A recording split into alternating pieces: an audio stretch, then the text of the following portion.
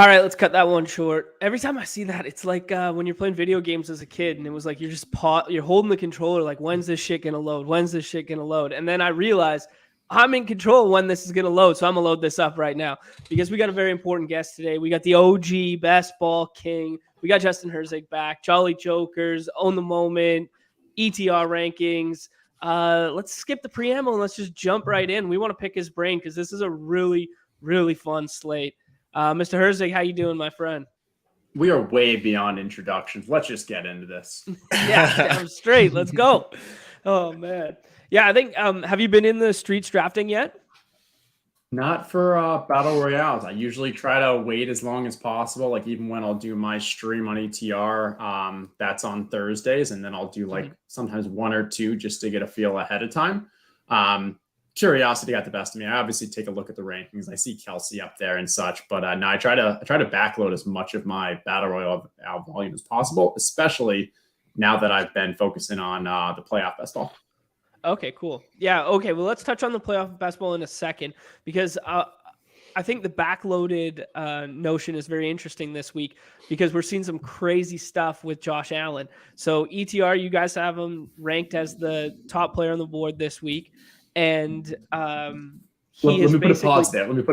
So I will say they have not officially updated until tomorrow. So even though that you can still see the link from last week and the projections automatically feed in, it doesn't really get a full like value above replacement analysis.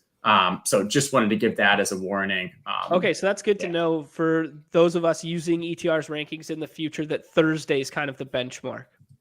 Yeah, I would say so. I'd say usually Wednesday night is when we feel pretty good. Leonie and I spend some time back and forth because the process for the week really looks like Tuesday night is when the rest of season 150 really first draft goes through. The team then reviews that, publishes that. Behind the scenes, you've got the actual projections for the DFS that are being developed.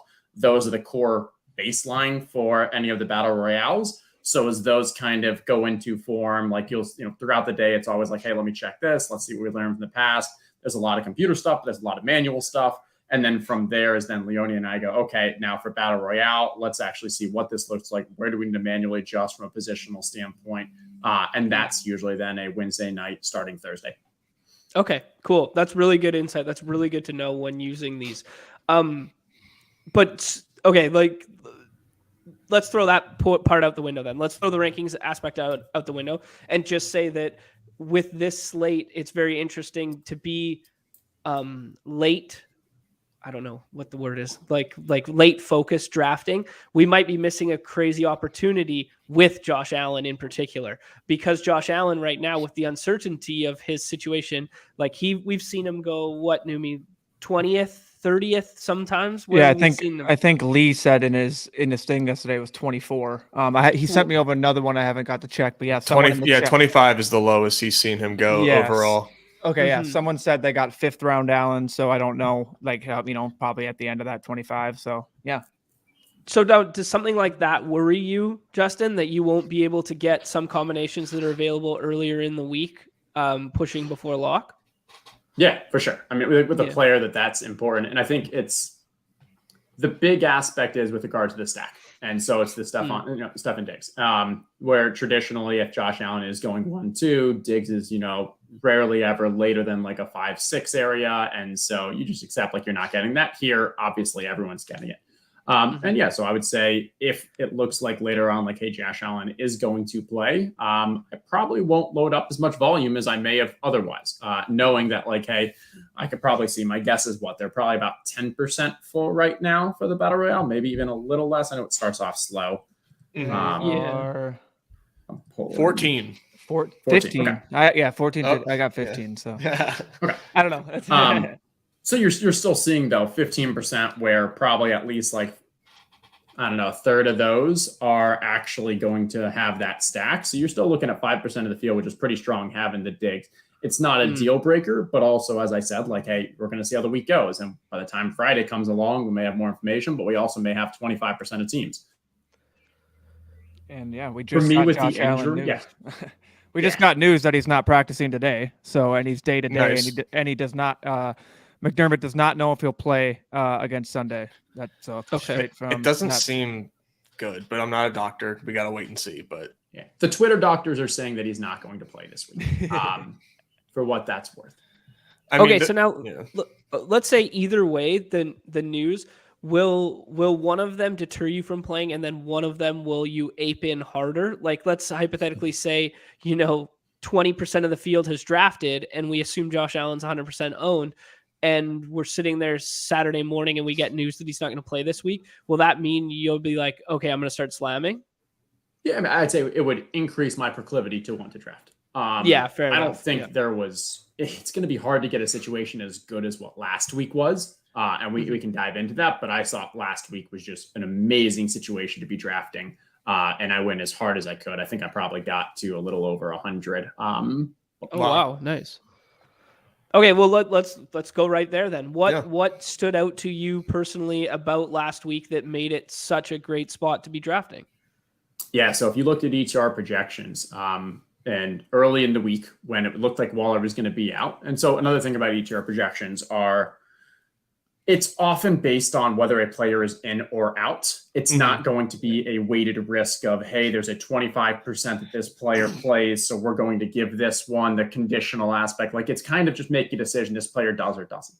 And so early on in the week, it looked like Waller wasn't going to play, and Foster Moreau was the number one projected tight end for the slate. Then as the week looks like, hey, Waller might actually play. So now you get Waller that moves up. You get Foster Moreau with his baseline. So it's like Foster Moreau 4 and like Waller maybe like 9 or something. But if Waller doesn't play, and it started looking like Waller wasn't going to play, Foster Moreau is now going to be a 35.9, 36.0 ADP, and literally the highest projected player on that slate. Maybe you believe Pitts actually, like they were very close, but like you're literally getting a top projected player at near 0% ownership.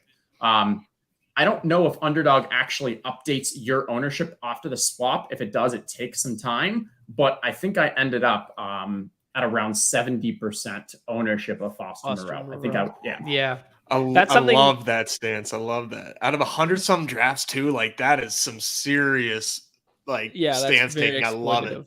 I just pulled it up. I had 53% Foster Moreau, 38% Darren Waller, but that 38% obviously swapped over. So that's a lot more than I thought. It's 91.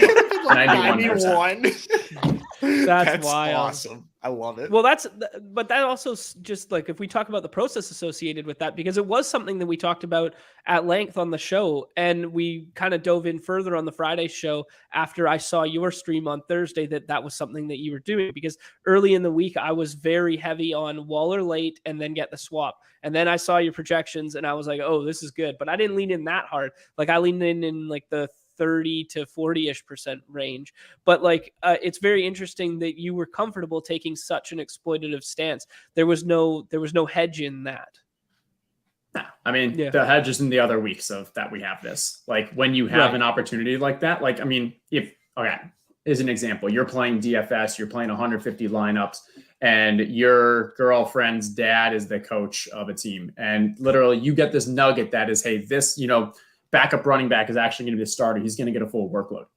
Made up scenario. But like in that scenario, you have what you feel is a legit edge. No one else has this. Like, this is what I'm going hard.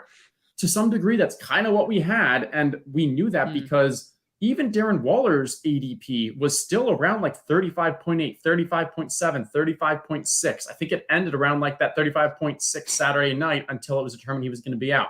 All that time, Foster Moreau was legit 36.0, like not being drafted. And so I don't know what the final ownership was on that. I don't know how many people actually made that swap, but like I had to have been so heavy of that percent. And like, if he had the huge, and he's a top projected guy. If he had that huge game, I don't know. I had to be at least like a 10% chance of winning it all if he would have had like the game you needed. Yeah, no, I like that. I think it's very cool to just talk through that process. I think that's great. And like, there's no reason to be results oriented here. It was like, we had a huge edge, or so we thought we had a huge edge. Didn't come to fruition. That doesn't mean we wouldn't do the exact same thing this week if the scenario was the exact same, right? And he's still like, you rerun that game 100 times and he's smashing in a few of them. If you look at how that first drive went, if you look at how the game went, like, yeah, Devontae's the one who really had the big plays, but Foster Moreau, I think he had like 3 straight targets to start the game and just wasn't able to come up with any of the catches. Then I think his 4th target or so, he had that 30-yarder. And then in the second half, like, it was just a bit of a wonky game. But like, if Devontae doesn't eat as much he does, like, there was substantial opportunity for Foster, though. I still think it was I think the projection was still right. I think ETR is still comfortable with that projection, and that's good enough for me. Yeah, no, that's great. Great process there. Like, just the ability to talk through, like, just for the audience and stuff, but just the ability to talk through that whole decision and not just tilt your face off that Foster Moreau didn't get home this week because he was you know what I mean? Like, it's just like, that's the level of mindset we have to be on to be in these contests and accept the variance associated with these contests, right? And then he gets credited for the fumble at the very end on the lateral play, just to kind of rub the salt in the wound. Like, come on. Yeah, I did see that. Yeah, and it's something like, I'm going to talk on a lot of this in the stream tomorrow, but I can kind of say here as well. The other strategy element that I started employing as the week went on was realizing that the wide receivers were just so much above the field of those kind of top ones that I really started going for, like, hey, and if you don't get Josh Allen, I don't think there was that much of an edge in the other wide receivers, because Tua was so commonly stacked with Tyreek and Waddle. You weren't gaining an edge there. Kyler was so easy to stack with DeAndre Hopkins. You weren't gaining much edge there. So I kind of just went with the strategy of, okay, I'm going to go with 2 wide receivers to start this draft, because I think 2 of any of those 4 or 5 that were there have the floor ceiling combo you're looking for. Next 2 picks of running back, because that's where you were still able to get the Joe Mixon, the Ramondre Stevenson, the Dalvin Cook, like that period. And I knew I'm getting Foster Moreau in the last round. Right. And so the next is, now I just wanted to go with either a stack partner, because occasionally Kyler falls and I got Hopkins or something, but more often was Justin Fields. And so going for, hey, any of these rushing QBs, I mixed in some Mariota when I could get Pitts and stuff. But like, if you looked at the stream last week, Justin Fields was the cover boy. We put him on the cover because I thought that, like, hey, we saw him trending upward. And in a week that stacks just weren't as important because they were either extremely easy to get, or it was the Josh Allen impossible digs. I want the runner who I don't need his stack partner. And so I had a team that was probably like top 10 for a lot of the day. Ended up falling out, but like still was a decent cash. But I'm very happy with that process. Nice. Yeah, that's really sharp. Do you feel like Fields is in a similar smash spot against Detroit? Because I do, and I'm surprised that like people haven't like adjusted quite as much given like what we just saw out of him. But curious if you think that like you might be smart to like pump the brakes on that, given that Detroit might not be able to like match a pace or something. I mean, to be honest with you, I see his ADP is 16.4, and that just tells me everything I need to know now. Where the edge last week was, I believe I think Mariota was 33 and he was 35. He was 35.6 or something. Yeah. Right. Yeah. And so again, like I think I have a skill set of being able to project like football stuff, I think but nowhere near is that my edge. And like you have enough projectors and stuff. So like what you're saying, I think like it makes sense, but honestly, that's not where I'm spending my time, because for me, I see that Fields is now being drafted in every draft. It's pushed up. Mm-hmm. It's not an edge that I'm going to try to like, I'll probably mix in some with him. Sure. But it's obviously not anything that you're like 40% Fields this week. Once again, run it back. Right. Yeah. Gotcha. I want to pick your brain here, Justin. We've been lobbying for flatter payout structures just collectively. And we went from a place where it was 50K up top the previous week to now we got 35K up top, 15 to second, 10 to third. Nez put this together last week when we were talking about payout structure of kind of like what he envisioned. He wanted to get down to 30, get down to 15, 12, 8, kind of like this kind of approach to it. What is your initial reaction to the flattening of the payout structure? Is it something that you wanted to see? Is it something that you think is good for the games going forward? What are your thoughts here? Yeah, so it's interesting. I've now been on the opposite side of these things and making these types of payouts for games. So for example, with Rumble, where, the free to play with NFL all day moments, or we've got other versions with the Jolly Jokers and stuff. So like I've been on the other side. And I've taken the viewpoint, or I've listened to the community, tried to understand, like, hey, what do people want? And it's interesting. In all those conversations, people always want flatter payouts. And like that intuitively makes sense to me. Okay. However, if you look at what FanDuel's done, and if you've talked to the people at FanDuel, they have done so much research this, and time again, they hear that no, it's that high number, it's that top payout. That's what attracts people to play. That's what people want to have the lottery. And like, I have to believe that like they do have the evidence and the data to support that. What I think is really interesting is my conversations with people and what we're talking about in our bubble is that we all do want flatter payouts, but the people who aren't listening to these streams, the people who aren't on Twitter, those are the ones who are more attracted to that high number and are willing to play. Like that's the only conclusion I can come up with.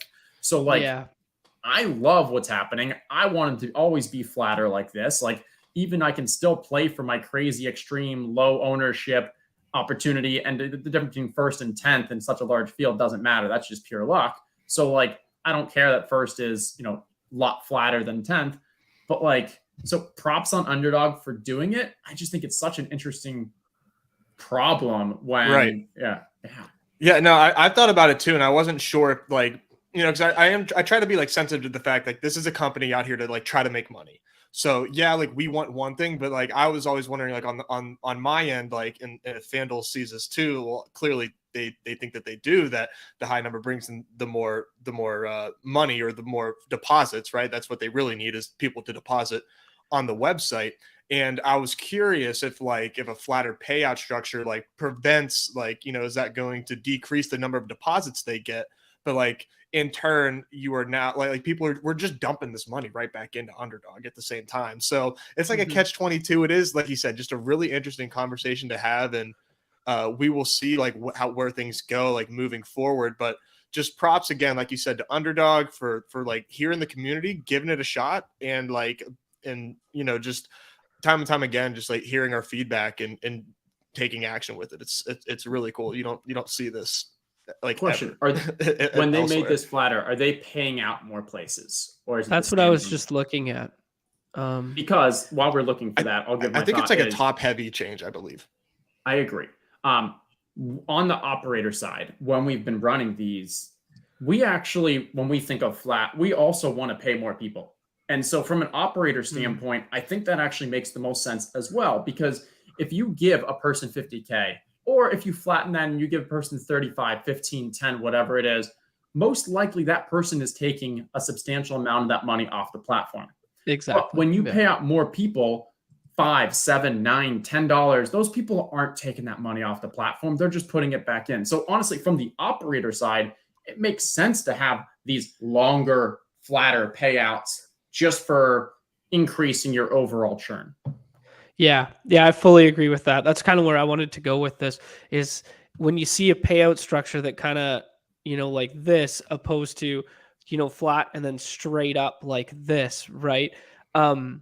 I think there's a very delicate balance, having, been through it on the poker side too, where it's like, it's a little more sensitive than is like DraftKings or something like that, because you put so much time into these drafts. And I think that changes my mindset in terms of how I'd like to structure payout, is because they are so labor intensive that flatter does reward the time that which the volume players are spending on it. Whereas like if I put 150 in DraftKings, like I'm spending basically the same amount of time as the phone shitter bro is spending to build that lineup. Like when he puts in one, and then they both have like the same amount of, not same amount of equity, but like, you know what I mean, right? Like they could make the same amount of money with that one isolated lineup.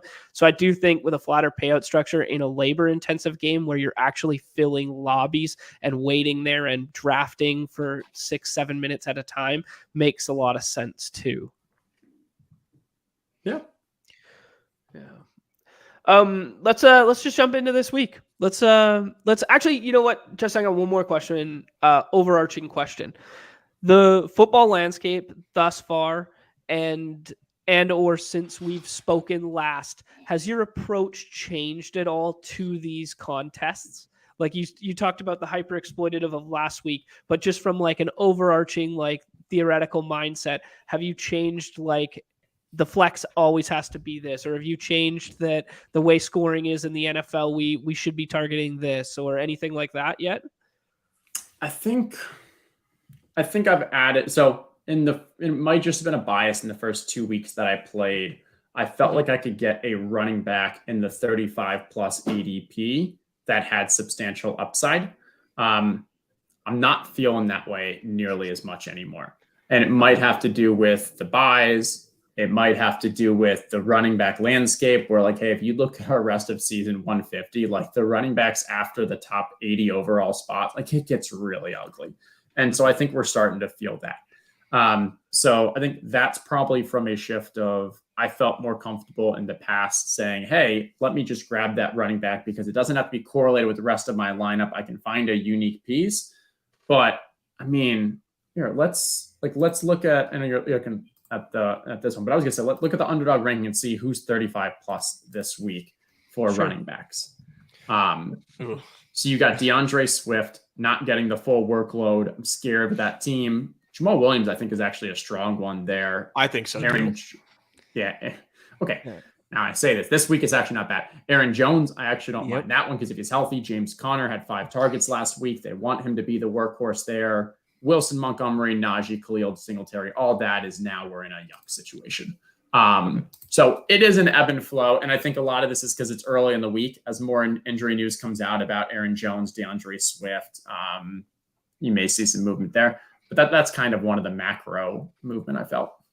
Okay. Yeah, no, I like that. One thing that Numi brought up yesterday that we've kind of been liking, and be cool to get your insight here, is we've kind of been liking 5th round Jonathan Taylor as a second running back on your team, and then having the swap equity to, and we pinpointed kind of, who'd we pinpoint, guys? Jeff Wilson, Aaron Jones. Wilson, and then Jones doesn't go. You have Dillon, Williams, and Swift. Even David Montgomery, if you want to go that way. I mean, there's a lot of options. Like, I've done 50 drafts capitalizing on this week, and it's specifically the Jonathan Taylor thing.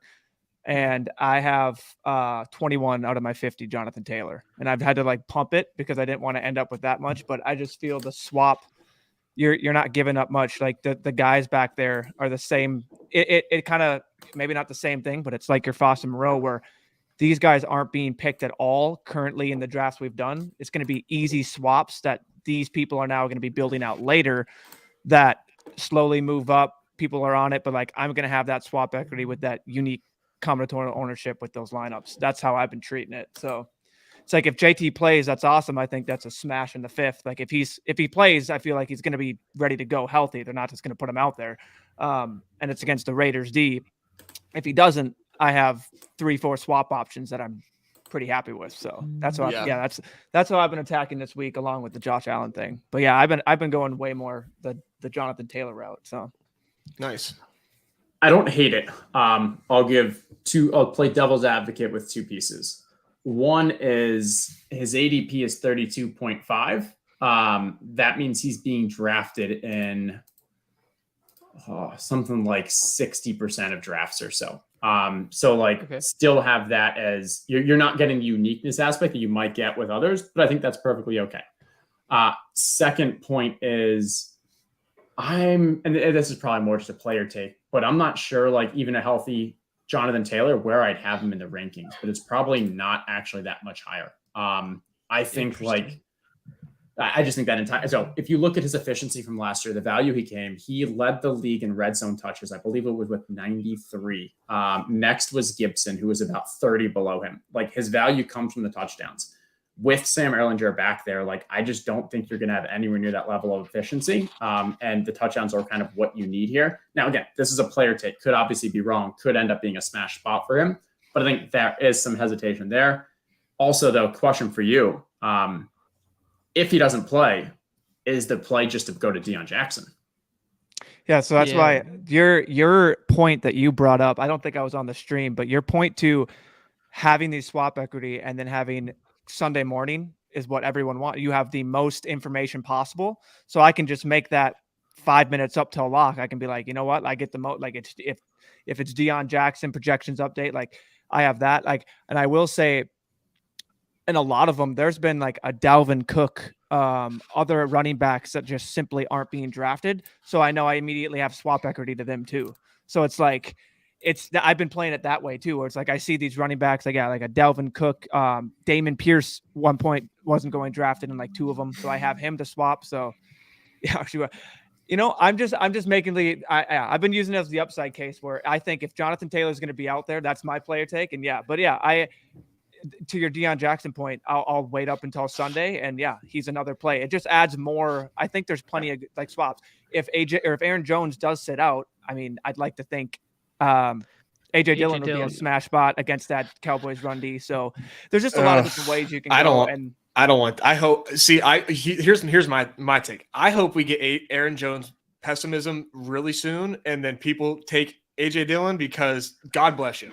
God freaking bless you, man. I want absolutely no part of this Packers team, dude. Absolutely none. And they get the Cowboys defense. I don't think their rush D is like as great. Like, yeah, they have pressure, but I mean, yeah, they're okay. So they're 9th in DVOA. Yeah, they're pass rush.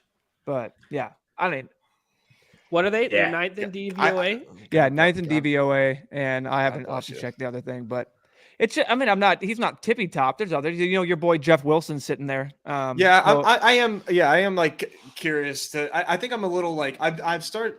So just to like fill you in, Justin, I was real big yesterday about Jeff Wilson. I was trying to make like a big Jeff Wilson stance, and I have been in drafts just because I like that game and I just like Jeff Wilson, period. But I do think that I might be like not giving enough respect to Raheem Mostert. Like he's still like, okay, like he's still a thorn in his side. Like I guess the theory is, and it might just take a little bit to materialize, is that Jeff Wilson is better than Raheem Mostert, and they know it, and it's just a matter of time. But like, curious if you think that that's like a good spot, because I just love that game, period. Dolphins Browns this week.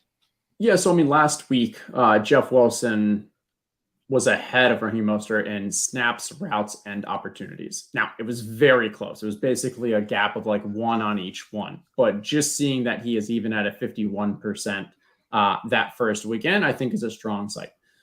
Silva believes that it's going to remain a pretty much a clear timeshare throughout. I think that it's actually going to turn a bit more into about a 60-40 type situation for Jeff Wilson. Like, I'm really bullish on him. But I don't think this offense has any desire. I don't think from a coaching staff, like, hey, we didn't see it in San Francisco, that there wants to be a workhorse. So, like, yeah, I'm big on Wilson. I think the market is underrating him, but I don't think he becomes like the worshorse or anything like that. Gotcha.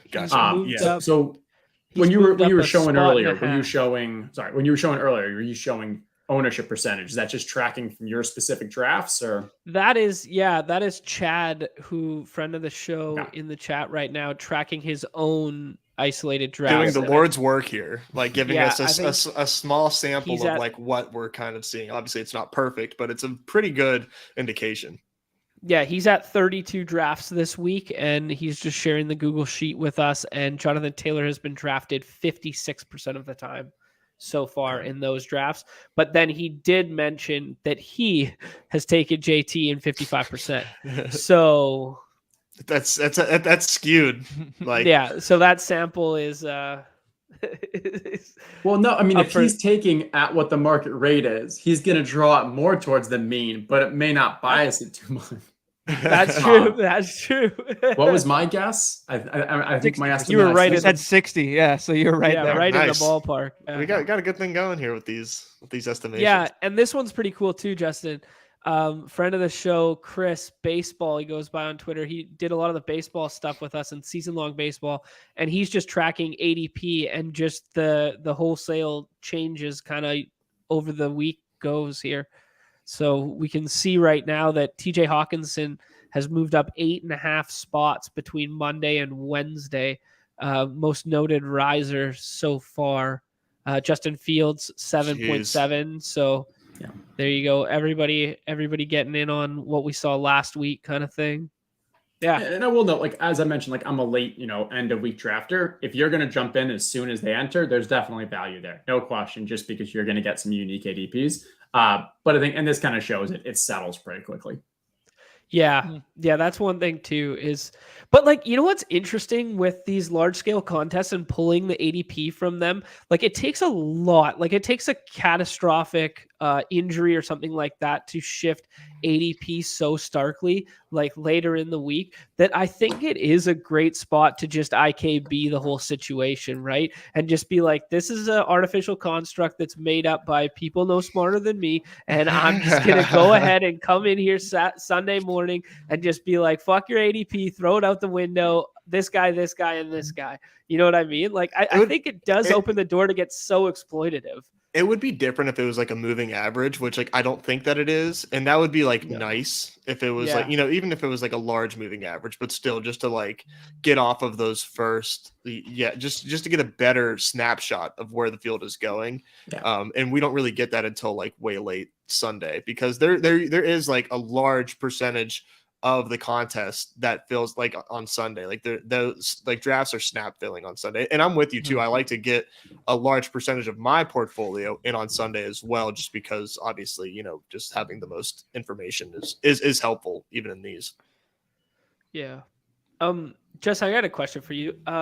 Last week they introduced a $7 contest in the middle of Saturday afternoon or something like that. It filled really fast. It filled in kind of like under 35 hours kind of deal. And it was basically about the same size as the goal line stand. Guys, do you remember like 2K entry, something like that? Yeah, I can pull it up for you. Super team shootout, right?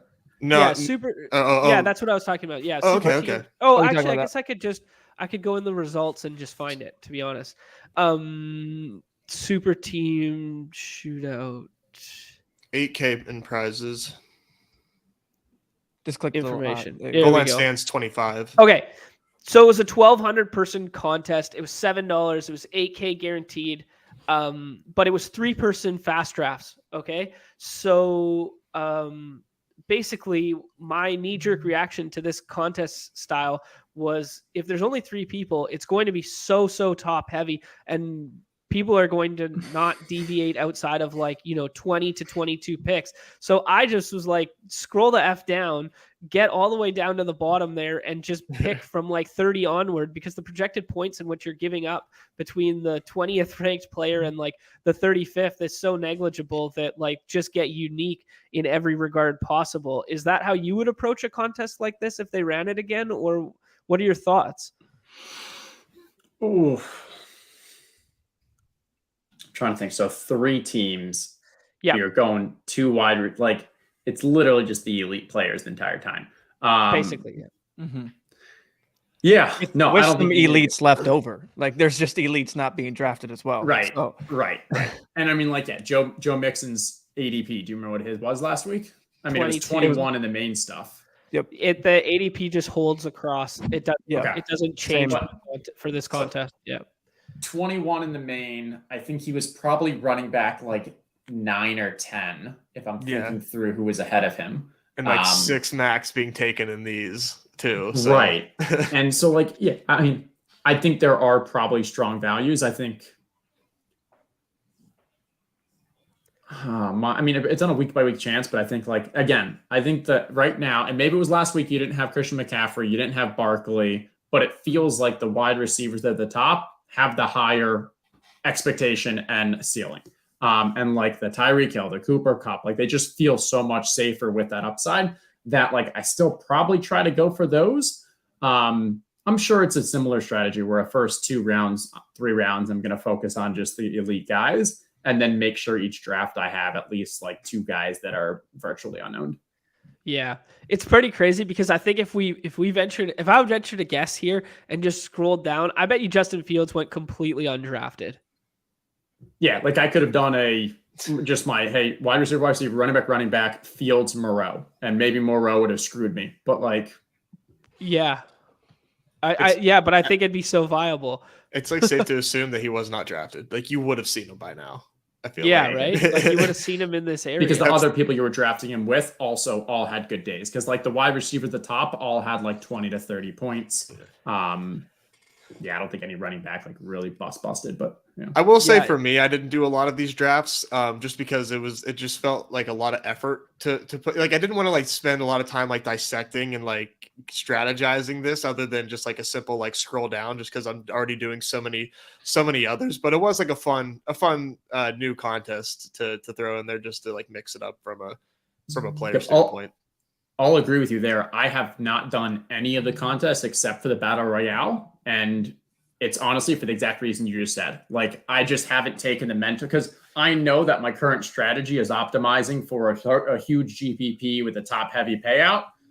I'm kind of like, I don't know if I want to take the time to go like mentally be like, okay, for this specific contest, where should I be playing it safer? How should I be optimizing? Yeah. That's just a personal thing. Nothing wrong with those contests at all. But I agree with you. You should be changing your process. Or at least your thoughts, your strategy. Yeah, and I'm not making excuses for myself. I haven't cashed in any of those smaller ones yet, but like I don't know if it's because like I just like want skin in those games, and I'm just like in there, and like while I'm like making dinner or something. I don't know, but those are just like my ROI is trash in those, so I need to stick to my main slates. Anecdotally, just personally. Newbie and I are cool with playing the bomb every week without you guys. Don't worry. I mean, the bomb, I'll do a little bomb. That's the same slate, at least. You know, I'm thinking the same. Maybe slight variations in like safety in my player selection, but it's the those ones that are just like the Munich ones and everything that are just beating my ass. But I'm still gonna be in there. Yeah. Who am I kidding? While we're on the topic, I mean, I know you haven't said. And you just kind of articulated that you haven't done a full deep dive on it or whatever, but just overarching thoughts on a cash game style contest, like a double up like this. Would this be something that is just preset ranks, let it auto draft, don't care if you dupe yourself 1,000 times, try to draft the same team over and over again? Or what would this look like for you from an approach, Justin? Yeah, I would love that. I would definitely auto draft. I think I would just go straight projections.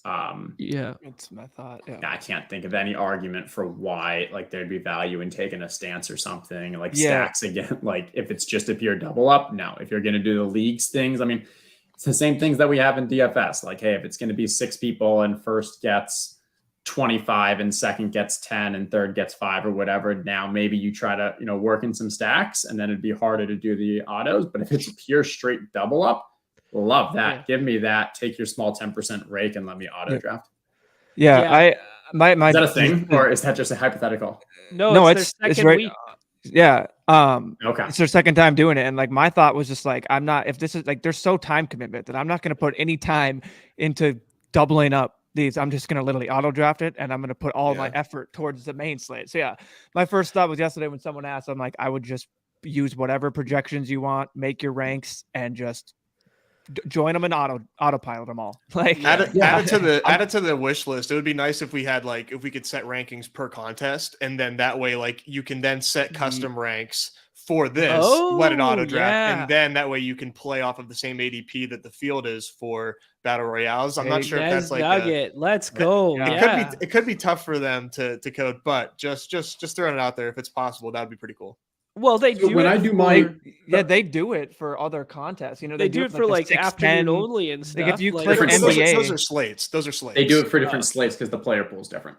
Mm-hmm. Yeah, right. I mean, but so when you're doing battle royales, so I just use my straight ETR projections, and then I just like make sure I draft Foster Moreau or Darren Waller. Are you doing are you modifying those you're saying, or? Yeah. So like for my first 30 drafts, I went like my own custom ranks. I knew guys that I wanted to target and get a lot of and see like how easy and how much I had to reach. And then after that, then I will clear my rankings and go by everybody else. So that way I have a better idea of what they're seeing. And then that now at this point, I have an idea of where I can get like Amari Cooper, for example. I have a ton of, wanted to make sure that I got him early just to see how much I had to reach for him, just because I like from a competitive standpoint, knowing where if I'm with someone that's badgeless and if I'm going to get sniped on a stack, just playing the ADP game essentially, while having an idea of who I want to target.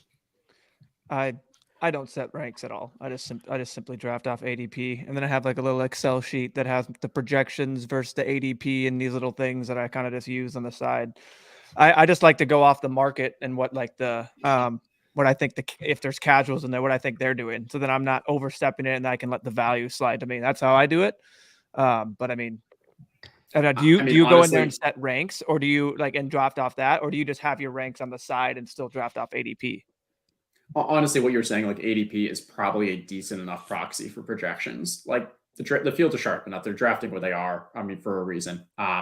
I will use ETR ranks predominantly because before I do my Thursday shows, I upload it just so then it makes sense to have it there.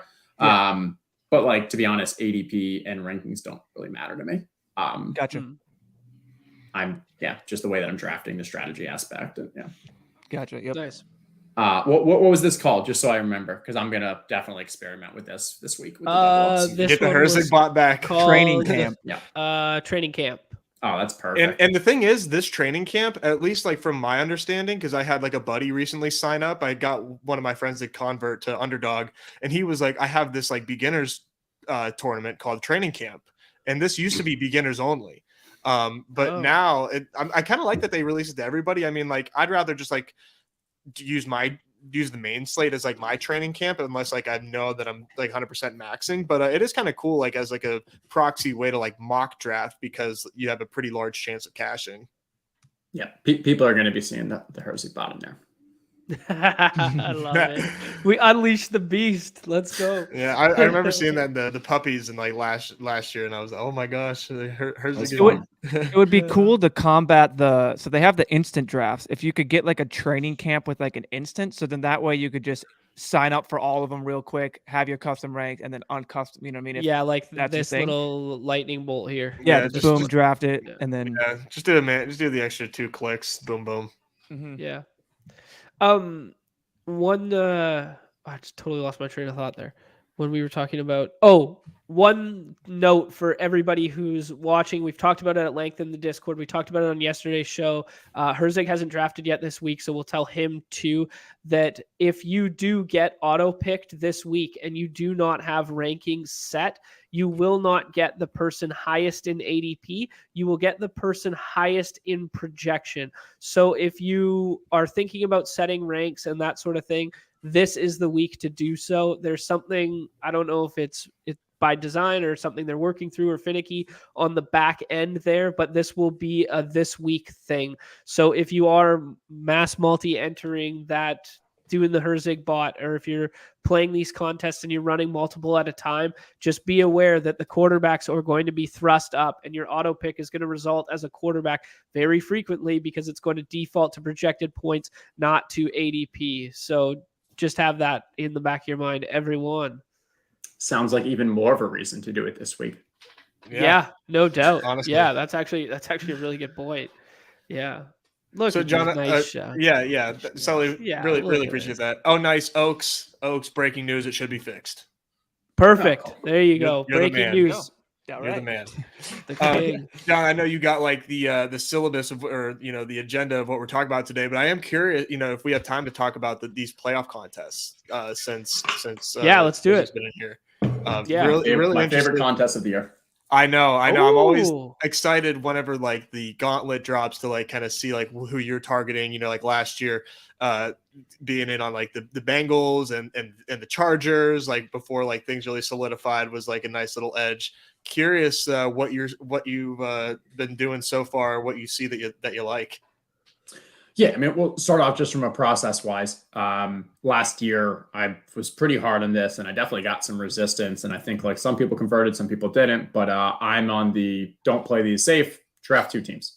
You have to just go hard because we're going for top heavy. And I think let's go. It was funny because Bracombe, probably pronouncing it wrong, but James Eagles was early on one of the big opposite of advocate opponent opponent to the idea. Adversary. I don't even know. But like, and he was definitely pushing against it, and he was like, no, I want to do 3 teams. I want to go heavy on one and get 2 from the other conference, and back and forth. And eventually he kind of converted to it. Turns out he was one who actually ended up winning it with going with a full Bengals Rams. Now the tricky thing was Bengals and Rams was pretty easy to get throughout the playoffs, but they both had a week that wasn't that great. So it was very hard to get them through. But you do enough of them, you get it through. He got to the Super Bowl and literally he couldn't lose. Like he had every possible combination And that's what we're really going for.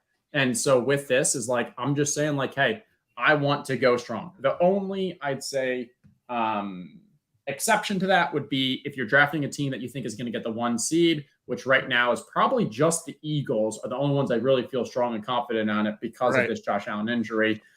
If you're going Eagles, then maybe you go 2 teams because you want to get a little more week 1 edge. But even that, I'm still a little hesitant. This makes me so happy to hear. I'm so happy, dude. It's all my. We just did a stream earlier with baseball. The guy who made that sheet for the MLB playoff contest, and he immediately pointed out that you're going for the finals and you need to have all the outs. And he just immediately was like 2 teams, and that's how I built all of my portfolio there. And the only exception, Numi, was if you could get a 2-start pitcher on the wild card team with the buys on the other side. Exactly. So yeah, I think this is becoming a very sharp way to approach these contests for sure. Yeah, I like that. And it's the equity you get in the final. We're having those outs and then not having those dead spots. You just having more basically players, the more outs, it increases everything. And that's, I mean, I had a pretty good MLB. We still haven't got paid out yet, but I finished 4th in that and only like 10 points behind that. So we got like 13 teams to the final. So yeah, I will be right on that 2-team train. That's what I've been trying to do. Nice. The one thing I will ask about you, have you done any of these? Because I've been trying to do 2 teams and I have successfully done it once. Otherwise I get my stacks just brutally destroyed. And it's like, I've set it up like I'll do shocker. Jefferson Tyreek comes around, guy right before me, takes 2, no needing, doesn't have a Dolphin. I'm just like, all right. So then I go something else, and then Kirk gets sniped before me. Again, I don't take Kirk, and I was like, I should have took Kirk there, but yeah. So wondering your thoughts. 2 notes there. One is, so I've done 40 so far. Wow. Love it. Awesome. Yeah. Love trying to get it as quickly as possible.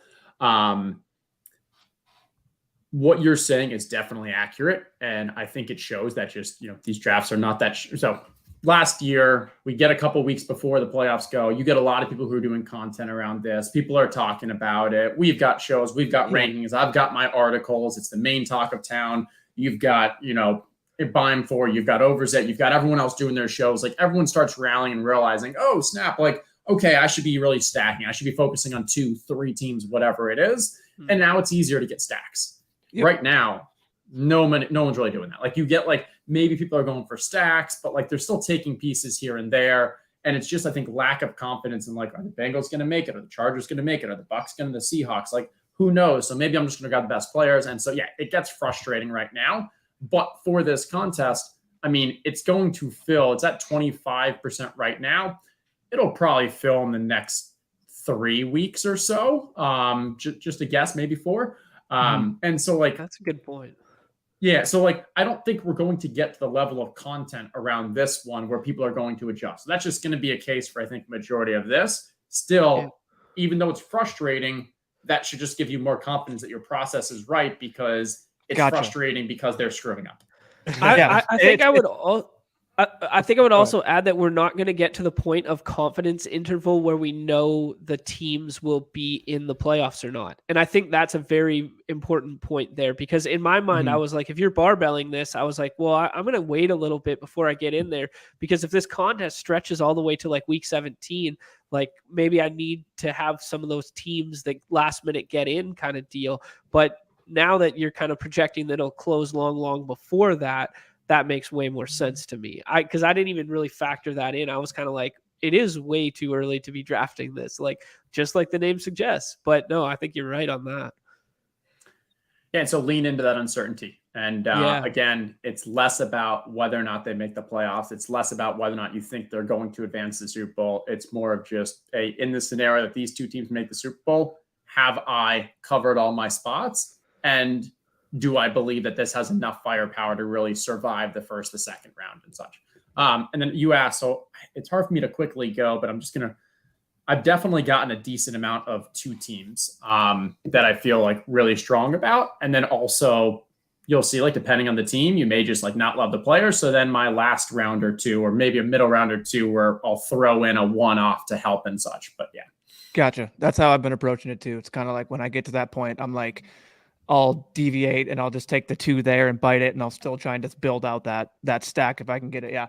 And the one thing that he was baseball, Chris was on a proponent of that. Now it's like the sharper the room, it's better off for everyone. It's kind of like the stay in your lane strat, where if you can get people to just, yes, they're giving you a little value, but like you're also getting your stacks.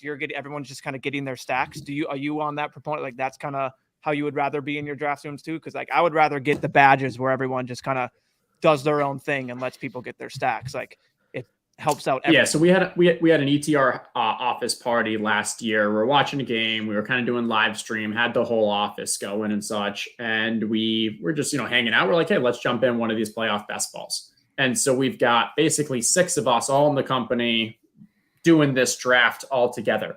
And I made the note and I was like, honestly, like, because you got to comment like, oh, I shouldn't even join into this. Like, this is probably like the sharpest draft. Like, it's loss of EV, blah, blah, blah. I was like, well, I think it's the exact opposite, because we're all sharp. We're all understand like kind of the stacking and aspect. And so you have 6 people who are all basically focusing on their strategy. You end up getting a little overlap with a couple people and stuff, but for the most part.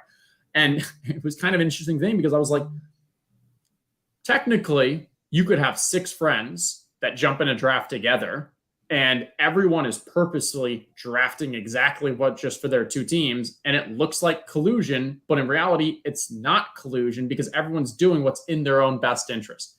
And Right. I think then shortly after, I had a conversation with Rudman on Twitter, just going back and forth. And I was like, these have probably got to be one of the hardest ones to really evaluate for collusion, because the same thing that is literally collusion, where 6 people could map out the draft and say perfectly, here's what you draft, here's what you draft, is the same thing as 6 people who are acting in their own best interest. So yeah, I want as sharp as a room as possible in general, but I want every other room that I'm not in to be complete dolts. Yep. Yeah, because even if you're colluding under the radar, like you said, like you could be drafting a monster, like because the only obvious way to know if someone's colluding is if like you're drafting like an eliminated team, because we had the option to draft like players with out tags that were eliminated. But otherwise, like, yeah, you would have no idea. The guy won the gauntlet last year at 5 teams. Wow. A single QB. That's interesting. I did not know. I did not QB, know this was the gauntlet. The Gabe Davis game to push him through. Wow. Just like perfect. That was so funny. Gabe was everywhere on those. I somehow managed to survive that in the contest I won, but that was after wild card week. It was the returns tournaments. And it was part of the reason, like that week when the Bengals and the Rams both won, but didn't have if you didn't have Gabe Davis on your team, like you pretty much needed him to advance. And so to get you have to get lucky and such. And some years it may just not work out. Yeah. Yep. Yeah. That's that made my team unique. It was a 3 build, but it was heavily, obviously, Rams and Bengals with like, I think McKinnon and Kelsey. I think I like threw in like two Chiefs just because I was a coward. But yeah, that was fun. I'm definitely excited to draft those again. Where do you come out on this, Justin? That's interesting. The quarterback debate in these contests. Are you trying to stack both your quarterbacks, or are you just going one? What do you think? I'm a full proponent of single QB, as long as that QB is not going to have a bye. What are we assuming with our single QB is that one, this team makes a Super Bowl, so they're literally winning every game they're playing, which usually is a strong indicator for a quarterback. 2, the range of outcomes for QBs in general is not that large, especially when you're taking into account that this QB is winning his game. So I'm almost always going just one QB again, unless it is unless he's going to get a bye. Nice. Yeah, that's very sharp. I like that. What do you guys say we jump in 1 or 2 of these and call it a day? I'm not feeling so great right now. yeah. Let's do it. These let's rip a couple drafts and talk through it here. I haven't done a lot of these since I actually haven't done any since the sprained right elbow news. So I am curious to see where Josh will go. I feel like it hasn't. I feel like it won't change much. I do want to say we have 33 viewers right now and 6 likes. If we could just get that up a little bit, fellas. Oh, yeah, that'd be much there you go. appreciated here. Good plug. Yeah, the ratio isn't quite there. So, And I would say as well for people who are looking for, because Nez put kind of a playoff picture in our chat thing, but what I would throw out is I'd rather go with like, hey, go with a 538, go with Football Outsiders, go with one of the ones that are actually projecting. Yeah, because it's still so early. So like this 538, it differs a bit from Vegas, where, for example, going into last week, you had both the Chargers and Bucks at minus 175 to make the playoffs. But on here, they were around 50%. And even now you still see Chargers 55, Bucks 65 with that last win. So like Vegas is probably above all else most accurate, but you're not getting as much of the dynamic aspect and such. So weigh all these things, lots of different resources to help out. And at the end of the day, directionally is what we care about. Yeah, I like that. Where do we come out on our favorite 101 this week? I know, Herzig, you're kind of a proponent of if you're going to take this player at 101, that's your only exposure to him, so you just kind of go with the field here. Yeah, I also would be surprised if we don't have Travis Kelce 101 at the end of when we put out the projections. The gap between him and the others just so large. Sounds good. Yeah, I'm into that. I'm wondering if like we get some real pessimistic news on Josh, if that's going to bump up Mahomes like a lot, because I feel like it kind of should. I'm kind of, or at least just based on the way the markets have treated elite QBs in previous weeks. Like I'm actually like kind of surprised it's not like Kelce Mahomes 1-2, but maybe it's just the fact that people miss out on Kelce. I don't know. It's just I think Josh Allen's projection is just so much, like it's literally 3 or so plus points more than any other QB on the slate. Wow. And so like right now, I think a healthy Josh Allen is around 27. Patrick Mahomes is 23 and change. Gotcha. And so like that gap is just substantial. And usually you're doing this as a value above replacement. So when you're comparing to like the 6th and such, the 6th QB, his projections maybe around like 18 or so. So having 27 versus 18 is 9 versus that 23 to 18, 5. Like I think Patrick Mahomes still valuable, but I wouldn't bump him up as a result of Josh Allen. Gotcha. This is a tough friends and family room here. Ooh, we got dangerously close. I normally don't see Mahomes fall to the. Actually, a couple times. I should have naysayed him a little more. Talked about how bad of a pick he was. Yeah. Yeah, we screwed up. Yeah, this is wild. We got full red badge here. They should like change the color of the draft room when this happens. Let you know you're in the Thunderdome. That'd be pretty funny, actually. Yeah, like Hell in a Cell. It's like when you made the final table in the poker tournaments, and then like the background changes, and there's like money and like stuff like that. It seems like the field this week, and we kind of talked about this earlier, has really gravitated towards like 2 RB builds. I think a lot of people are seeing that as optimal. So I don't really love not getting a top wideout in my first 3 picks, but if we end up with like Kamara and ETN here, like that to me is really interesting. But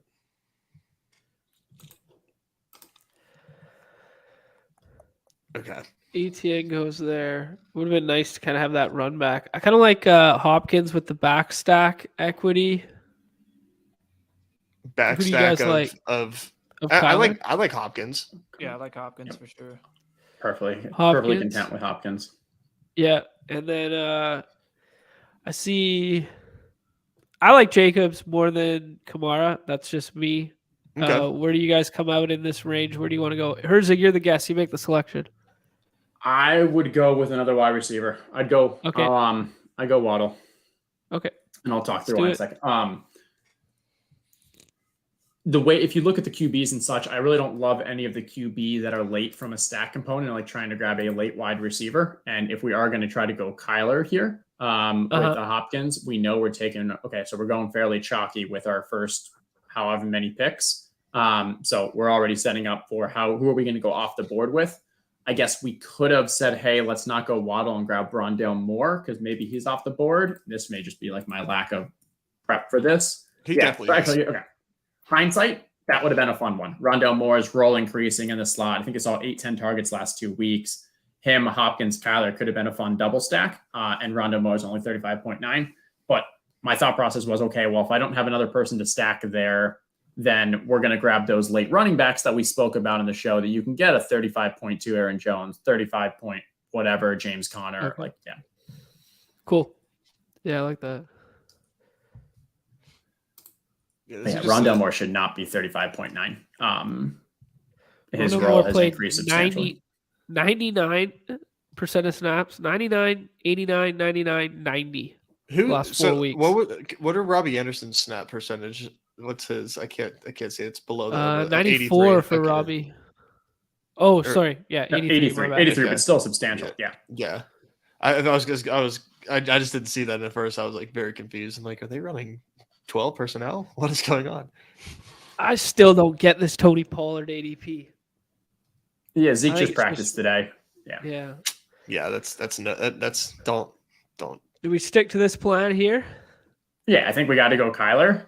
Yep. And now we're basically going with just 2 off running backs. Yeah, I don't see the value in Pollard or Cook here. I'm fine with just going. Yeah. Could Jones. Just get crazy. Yeah. Let's do it. Yeah. All right. Aaron Jones and James Conner's an interesting one. 5 receptions last week. You're getting the games double stack. I usually don't love doing that if you're not going heavy and we don't have a bring back on the Rams. I will say there will be like very few people with that combination because there's so many better looking games on the slate than Rams Cardinals, because like the Cardinals, people like taking the Cardinals, like but they still play ugly games. So it's like a catch-22 there, but the Rams, I think people are just like done with. I think that people don't, at least like the way I kind of like came away from the Rams Bucks game. I'm like, will this team ever play a fantasy friendly football game ever again? Who knows? Because they just look so trash. But but obviously it's definitely in that range of outcomes this week with the Cardinals not having Budda Baker there. That might be a spot where the Rams can actually force them to have to score some points. So the equity of uniqueness is totally there. And I was surprised to see James Conner come back to 70% of snaps, I believe it was, after Eno. I mean, Eno didn't look fantastic, don't get me wrong, but he certainly looked like a fair replacement. And they were just like, nope, James Conner, you're back. So just even if not on this build, future builds, I'm into it. Yeah. All right. Jamal Williams just goes. That was one of the ones that I was probably highlighting. I think as a decent value. Probably is James Conner, honestly. The uniqueness, the upside, his role. Yeah, it's hard to. Yeah, I like that. Yeah, I mean, so are you like way off? Back, but he's like, you way off Dalvin Cook against the Bills. You just you're not feeling that matchup at all. I think like uniqueness. It's a little matchup based. It's a little he's still being drafted everywhere, and so right. I think like projection wise, he's probably a solid 2 to 3 points above the other guys we're looking at here. Okay. I mean, yeah. So when you compare those things, weigh them together, yeah, it makes sense. Right, and we got to get out of the mindset, because I had to do it too. But like, 25.8, that's such a great value. Like, I should definitely take him. He's fallen. But the thing is, we took Aaron Jones the one before, so it's kind of like we just took him at normal time and we took Aaron Jones here. So right. Yeah. You flip them. Really good value. Mm-hmm. Yeah, that's a good way to do it. Yeah, let's do it. Sometimes get a little too stuck in just respecting ADP a little too much and like trying to get these combos that in reality is not even that much of an edge. For first and second round, I agree. Like, that's where I think, because the ADP doesn't shift much. And if you get like, okay, last week, Justin Jefferson was going 4.4 or something, and Hopkins was 6, and I was like, okay, well, I got these two. I'm going to go with it. Even though I actually like Cooper Kupp more, I'm going to take this because I think it's a bit more unique. And like, when you can get those unique aspects, I think it does play. Yeah. Question from Paul here in the chat asking if you're cool with one quarterback if it's Hurts or Allen, since we're so far out from knowing if they have a bye or not in the playoff contest.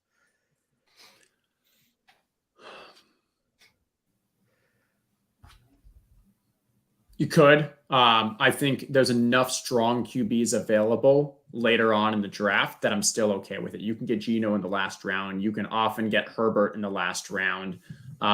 You can get Brady in the last round, which we don't love, but hey, if they're going to be in the playoffs, like it's fine. Like, I think right now it's just not worth me torpedoing a team when you can get such last round value with a QB. Okay. I like betting on Brady, man. I do. It's just like watching him play.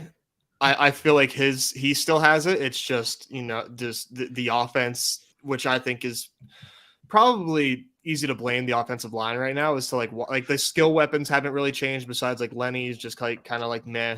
But like it's still Godwin and Evans out there. I really feel like it's just a product of the offensive line not giving them time to get anything developing. So I do like the idea of just like betting on that, maybe like some form of like philosophical change to get them off the schneid, because if they do find an edge or a game plan that actually works, like I think Brady has the skill set to still put up some big numbers. So, and people are really, I think, writing them off for the wrong reasons, but that's just a hunch.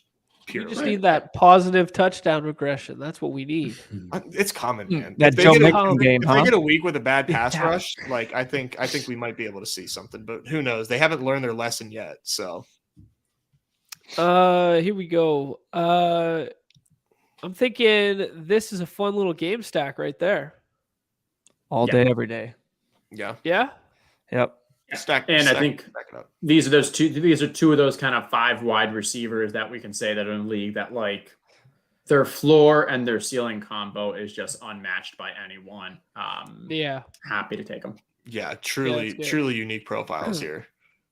Chip, I think the thesis of the card stack with Connor was the fact that his usage was so strong last week, and the 5 receptions there, that it's not as negatively leveraged to pair with Kyler as we would traditionally think.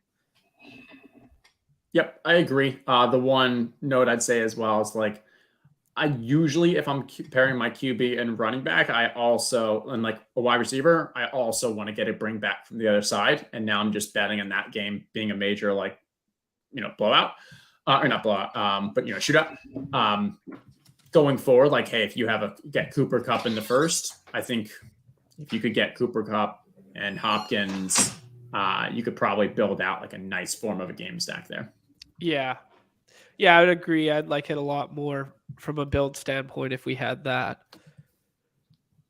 But I'm not going to force in Allen Robinson. If you didn't get Kelsey, you could force in Higbee. I wouldn't mind that. Higbee has the third. Oh, yeah. What is it? The third most targets out of any player without a touchdown. We're big on Nez put out a little Nez nugget yesterday about the Cardinals basically being a tight end funnel and continuing to be it. And then with the Higbee, I was on Higbee immediately. Just if you just go to tight ends, he's just buried.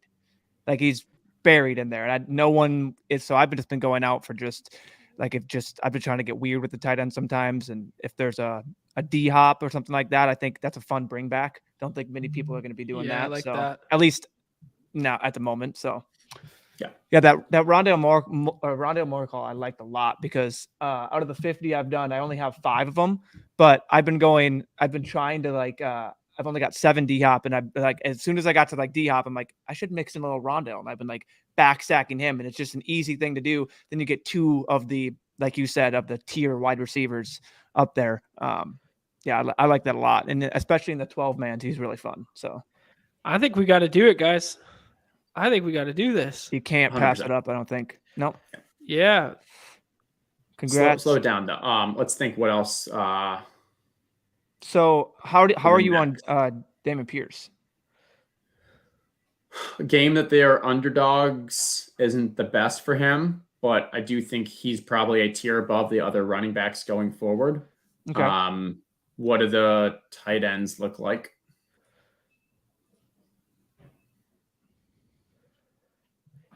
I mean, Hawkinson. No, we already have Jefferson. We already got Jefferson. Yeah.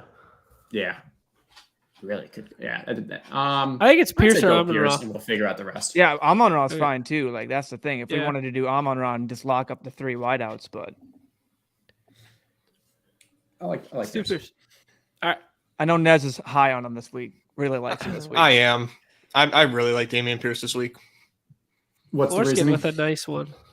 I feel like this Giants team is a little fraudulent, and they seem to have some weaknesses on the ground. And the Texans really, I feel like if they're going to win a game, it's not going to be through Davis Mills. Although I actually don't think that this Texans offense is completely incompetent, and they really seem to be leaning on Dameon Pierce. And I just I see him putting up like 18 easily this week is just like my take, and the fact that he's been pretty affordable in most of my drafts has just made him like a pretty comfortable click for me. But I get the warts. Yeah, I think my challenge with him is the last 2 games he's only had 1 target. Before that, like when he started off, he had 5, 4, 5, 6 or such. And in the last 3 games, he went 2, 1, 1. So I'm concerned that like, hey, is this really just not going to be a part of his game? Mm-hmm. Yeah, definitely a limiting factor for him for sure. Like he needs to score a touchdown for my thesis to pay off. If he doesn't, then he just dusted my teams. Yeah, and if they're winning, then he could be a complete smash. Mm-hmm. Yeah, just based on what I'm seeing, like mostly PFF grades for the Giants just looking like really poor in like their tackling grades and their run defense grades. Just thought it might have been a nice spot for him in a week where or just a new landscape where I really want to get 2 running back builds more, and I see him fitting a lot of my builds so far, at least. Yeah. What do you guys think about last 2? Yeah, go for it. Go for it. Are we thinking last 2 running picks. back, tight end, or are we thinking wide receiver? So for tight end, I like Taysom. I think Taysom's now moved back into that tier where he's not being drafted that much, but we still know he has that epic upside, especially compared to who else is around the board. So that's a decent matchup against the Steelers too. Not a great deep, like they should have red zone opportunities. And if I can, I don't know if he's been taken, but can I throw a consideration for Gabe Davis on this team? Yeah, I mean we could double stack it if we want, for sure. Yep, I like that. Okay. I mean, because we're also game stacking it. So that's what I'm more comfortable doing, the double stack, because we're expecting that. And also Buffalo's one of the outliers where you don't really need to game stack. But if they just so happen to be playing Justin Jefferson that week, it's like, hey, that's gravy. Right. Yeah.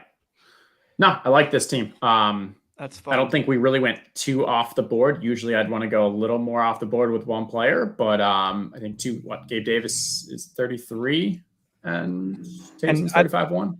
I don't know how many I know. I haven't seen. I mean, I've seen. I think only like 1 or 2. There's probably some out there, but I think of the Josh Allen Diggs with a combo, getting the Jefferson is pretty.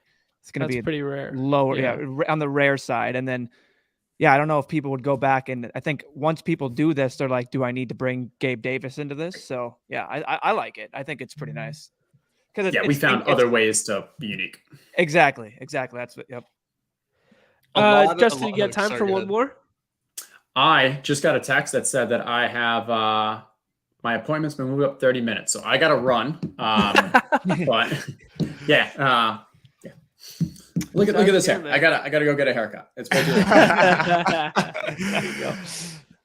It's a pleasure as always, man. Yeah, man. Love talking these contests with you. You know, you have a really cool, unique viewpoint on these that we don't get to chop it up with often. So it's always a pleasure.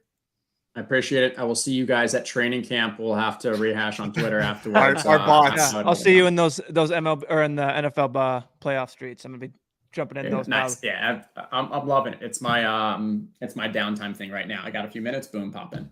Love it. Sounds good, man. All right, thank you, Justin. Later, guys. Have a good one. Let's do it. How you feeling? You guys want to run a hoops? I was gonna say, yeah. I didn't know. Hoppers rise. Yeah. I'm trying to do some hoops drafting. Okay, well let's. How about one of you guys take the lead here, and walk us through. Yeah. Fire. We've been drafting a ton of these. I can pull up my screen here. I don't mind drafting on mine. Cool. Doing a lot of the full court press. Me and Numi just been like grinding those. I'm at like 10 full court press right now. That's been a ton of fun. Sorry, 1 second. Let me. Yeah, that's the new 12-man contest. First time we've seen 12-person drafts in NBA. It's $7. Really nice price point. It's nice that they with every 12-person draft, they went away from the $25 to now $7. That's a very, very stomachable price point, which rules. This has been a lot of fun, and the teams have not been as gross as I would have expected them to look with these, just because there are some really, really high point totals with players that don't get drafted. So we can hop in one of these if you guys are watching, you want to join. Two more. Yeah, let's do it. Also, John, just throwing it out there, if if you're at any point feeling under the weather and need to dip, I don't mind staying on. Just that's kind of why I tossed you the keys here for a second. Yeah, no worries at all. I've got time. I haven't seen Brett in a minute, so welcome back, Just Brett. Glad you're tuning in and watching the show. He hasn't been on in any of my hoops drafts, and he's usually in a ton of them. One thing to note, we talked about it just in the Discord, but these lobbies are closing at 4:10 because or 5 Eastern. We'll just say 5 Eastern because that Dallas game got moved up. So just FYI, early lock. Yep. Thank you, Oaks. Coming in, succinctly put. Well, it's a loaded room. Yeah, there are a ton of badges in here. So Mookie, T-Box, Baby Stevie. Kind of like we talked about with the football drafts.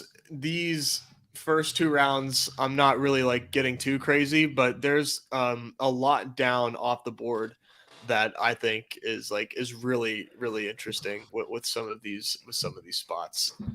Yeah, agreed. What are some of the good game environments today? Go ahead, Numi. Well, yeah, no. So the first one was I know it's Nuggets, Pacers. Are you DeJounte or Ja? I've been taking more DeJounte. Sometimes even going to Shea. Shea. I'm Shea. Shy. Either Shea, Shy, Tatum, whatever you want to call them. All right, let's go Shy. I think the doubtful of Drew Holiday is very helpful for him. Trying to bring up the Vegas Labs totals because it's fun. Though. Yeah, he's Overflow's got all red badges too. A huge help. Yeah, so the game environment, the top ones. There's just of the, I think it's 11 game slate. Am I wrong there? 11? 10? 13. 11. 13. 13 game. Am I seeing things? No, yeah, 13 game slate. Yep. Yeah, so with that, there's only 3 over 230, and that's the Pacers, Nuggets, Spurs, Grizzlies, and the Bulls, Pelicans, unless something else is updated on another side. But I'm just on Fantasy Labs. Yeah, I see the same. Okay, cool. Yep, that's what I have there. So those are some fun environments. There's waiting on some news. A lot of Spurs. Yeah, waiting on some news like that. I'm eating all the Trae Young. I really think he's gonna play. They rested last game. Yeah, friend, exactly. So yeah, there's just key cogs obviously in the NBA slate. And I like it. I mean, a lot of players going overlooked, I think, especially in the Memphis Spurs game for being such a high total. Yeah. I've looked at Pirtle. I should sprinkle more Pirtle in, but Keldon Johnson, he gets drafted every time in the 12 team drafts. Mm-hmm. Excuse me, but pretty late, in the 5th. Really, really like him this week. Who Desmond Bain, Devin Vassell. Mm-hmm. Devin Vassal's up there with just on the ceiling for Keldon Johnson now being inserted back into the starting lineup. Yeah, and Vassal's way under him as well. He's last round in these 12 mans. Last round, so that's very fun for a guy that has on the side I use, and I did poke over on another one. He's got a 47, 50 point ceiling. I'll take that. That's fun. That feels free. Yeah, another guy that I've been taking late is Jamal Murray. He's got a matchup against the Pacers, so really excited about that. Who do you like here? I'm kind of leaning towards Zion. Zion. Yeah, this point total is pretty crazy. although Brandon Ingram's fun too as just a leverage play in the 6-mans, because if you just don't want to eat that Zion, he's moved up a lot. You can just get Brandon Ingram sometimes around 2 rounds, but usually just a round later. And he's kind of got the same. I just kind of like compare guys with the same ceiling and where they're going on the same team. Like that's what I was talking about yesterday with Chip. He was kind of looking at my team and he saw like I kind of went deep, and it's just like how I've been thinking these drafts, especially the 6-mans. And this is what I kind of want to talk about with hoops was like if we're doing a 6-man draft. I see if I'm doing 50, 60 and I get the first pick, it's normally this, unless you get that guy to fall, which is like, obviously you take them, you're kind of faced with the same guys to take over and over again. And then a lot of the lineups are the same way. And who's to say you just get weird with one of those guys? Not even weird, just scroll down 5 spots and take a guy that people are like, oh, I have to take this guy because he's projected here. It's like, just take him. Basketball, like anything can really, not anything. It's not like the other sports, but like, a guy can outscore another one just from a couple spots below. There's still variance. And it's like I'm feeling like you're immediately getting leverage there because a lot of the lineups are just falling into the same, like you get like a lot of them look the same. So here, Paulo's fun, but he has the Q tag. Yeah, I'm staying away from him. I'm staying away from Gobert mostly. Jaylen Brown's hard to pass up. Yeah, he's been pissing me off though. I really like targeting these the Knicks and the Nets, but like there's other players in there. We can do Randall for sure. I like Randall. Yeah, but Markkanen's fine. I've been trying to get like a little Randall, Brunson, and Barrett in at least like one of my drafts, just because I like Brunson a lot. This Nets team cannot play defense to save their lives. That's good point, Bob. I know you're big time worried about blowouts with some of these guys. I just for me, I'll just say blowouts I can't project them. Like they're just they're so unprojectable that I acknowledge it, but I just don't sure it can happen, but who's to say they're not blown out in the favor of the way where they scored the points and then that's what happens. Like so many different variables in the blowouts, but definitely acknowledge it. You know what I mean? With the Spurs and the Grizzlies, like it's only a 5-point game. It's not even the spread isn't that big or anything. So that's not one that I'm necessarily scared of a blowout. I don't know that there's really any blowout spots other than maybe like what's Toronto, Houston, Boston, right now? Detroit, maybe. That's what I'm here for. Like Boston, Detroit, but like that. Can I interest you guys in a guy named Beef Stew? Potentially. Are there 7 rounds to these? Maybe in the 7. We're doing 8 rounds. No, but I don't know. Just ways to get different because and getting leverage plays off the guys like Randall and Barrett seem to be going in the 6-mans, whereas Brunson doesn't. Like getting a different Jazz guy instead of Lowry instead of I love Lowry right, but Clarkson I think late. And these are all relative. Buddy Hield, Buddy Hield, Miles Turner goes overlooked a lot in the 6-mans. And so we're talking about these names in these in the middle of these 12-man drafts. Are you mixing in some of those guys in your 6-man drafts as well? Are you scrolling down that far in the 6-team drafts? Yeah. So one of them that I just did was a Jokic, Shai, Trae Young, and then I did. So that one's DeMar, but then I scrolled down to Buddy Hield and then took Desmond Bane. It's just I feel like Desmond Bane's being so overlooked right now. T-Box takes him every time. It's just there's just so many guys and that it's just that getting that first pick or getting that you fall into slots where you just feel like you're taking the same guys. Don't be a slave to that. The artificial construct, although it's it's more accurate in NBA.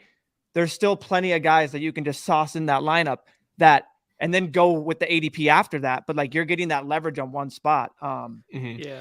I kind of like Scotty Barnes here, but I could be talked into a lot. Is Siakam out again? He's out for a minute. Yeah, Buddy Hield is fun. I would go Buddy Hield or Scotty Barnes. All right, let's go. I don't have a ton of Hield, so let me add in Buddy because he's playing so much, and it's playing a lot, and that's a really good. It's a really good spot for him. Highest total game.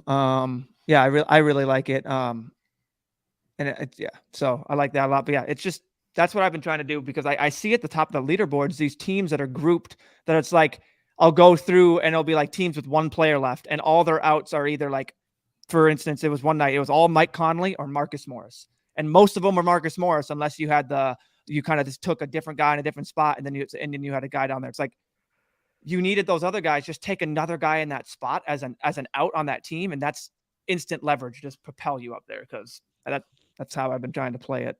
Mm-hmm. What are your like top exposures right now so far? How many drafts have you done? I'm like 38 drafts in, all in with the full court press and the Wobe contest. My top 3 right now, and my third is tied with like 5 guys. But Halliburton and SGA for me have been really popular targets, and then there's like a hodgepodge mix of like Jokic, Rozier, Devin Booker. I'm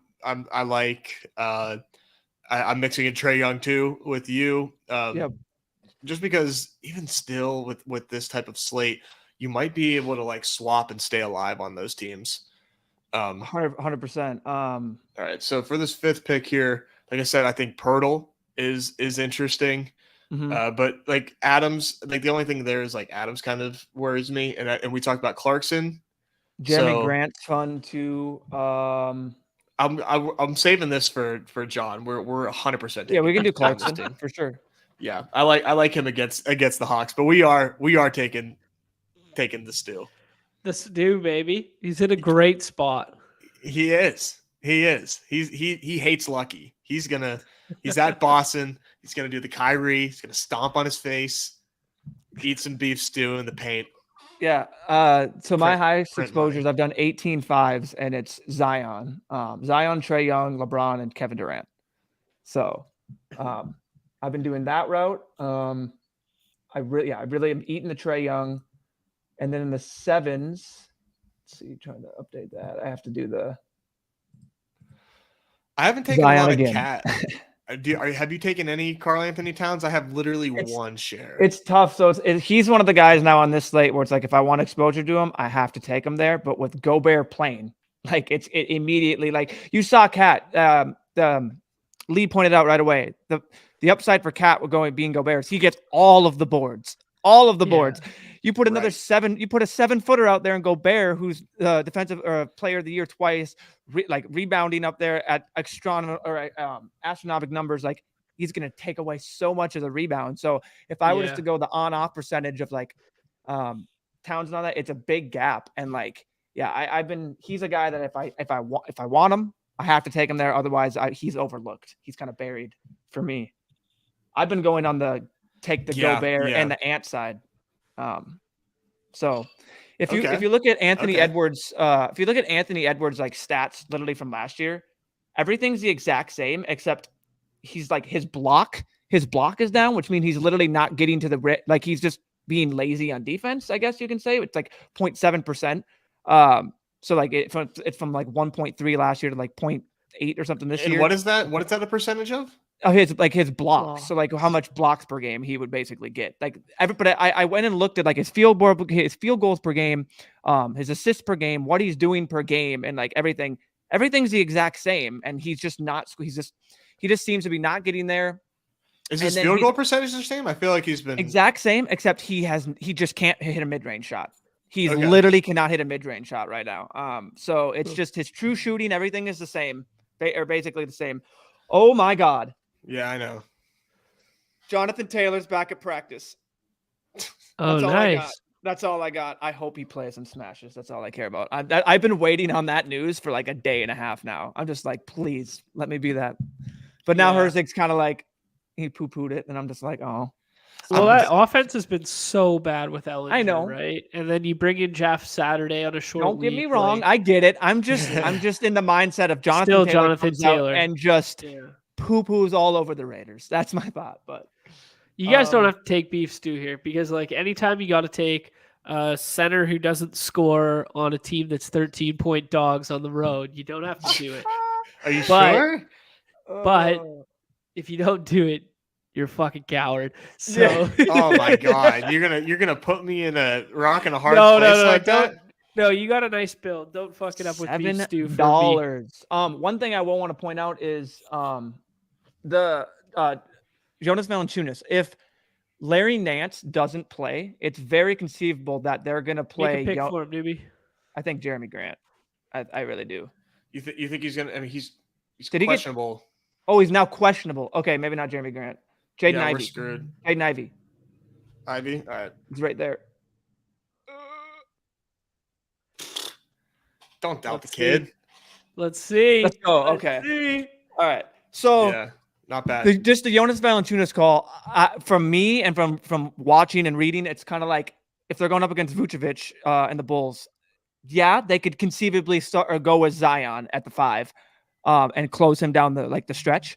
But it's very likely that I see that Valanciunas gets those closing minutes, which then boost him a lot higher. You know what I mean? Because you can see he's a fantasy point per minute guy. He needs the minutes. So you give him those minutes and those closing minutes. That's big time. Yeah. So that might have been bad on a team that already has Zion. No. Yeah, that's true.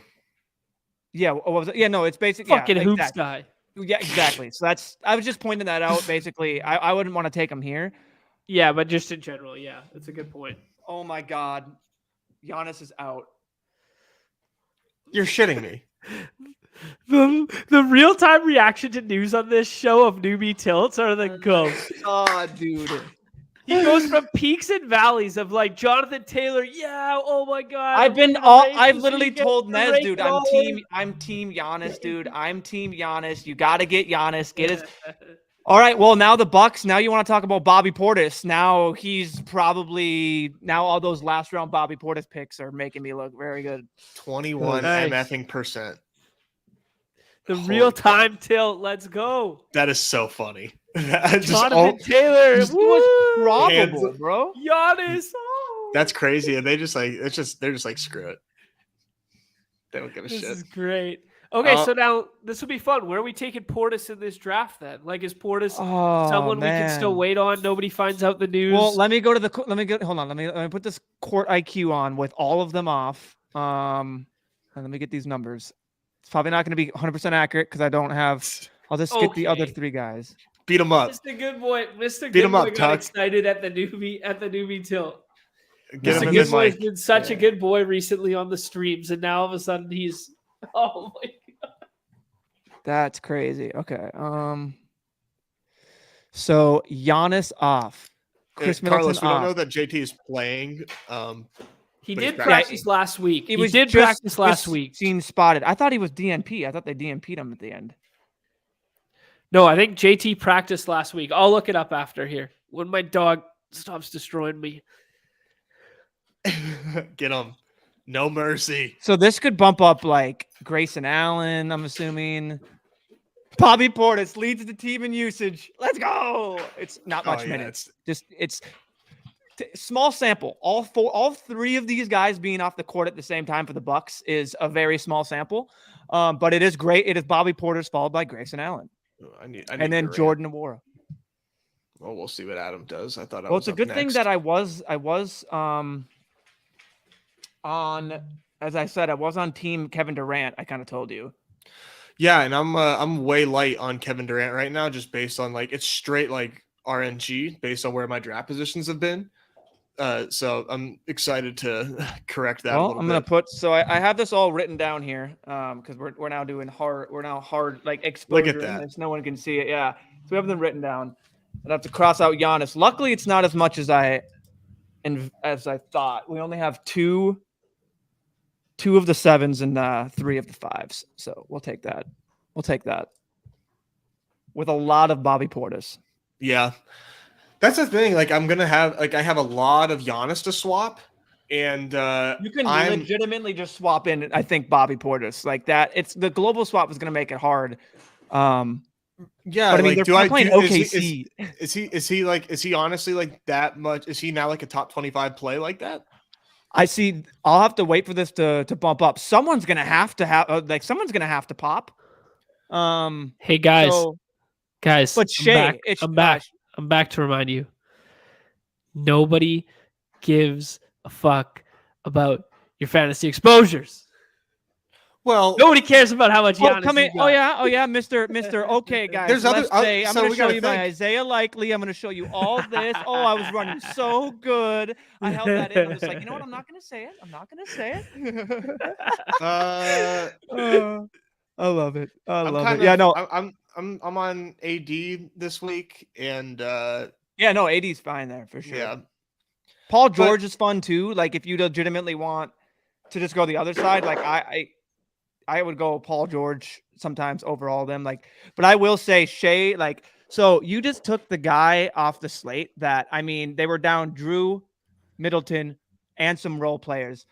I showed you this, but Giannis's assist percentage was his biggest bump, going up 17 points. Like, this is unprecedented. Like, these guys being off the court, the sample that I showed you, again, it's not, they don't even, they have like less than 50 minutes. The highest guys on these teams have played without Giannis, Drew, Middleton. Someone else is out on the Bucks too, like some role players, but someone's going to pop for them. So, definitely. Like Giannis is the cover boy on all these sites all over the place. So, yeah. I'm looking to see. I was trying to get some props in, but they ripped. They took him down quick. Yeah, not even for like Shy, which stinks. So yeah, Pat Connaughton's out. Joe Ingles is out. Not that so I guess if I took Pat Connaughton off the floor too. What about Grayson Allen for 25? Exactly. 25 that's what I said. It's going to be tonight. The biggest bumps before I even checked it were Bobby Portis and Grayson Allen. That's immediately what it came out with was Portis leads the team in usage. Granted, this is 28 minutes, 19 minutes. Jordan Nwora has 46 minutes. That's the highest guy without these guys on the court.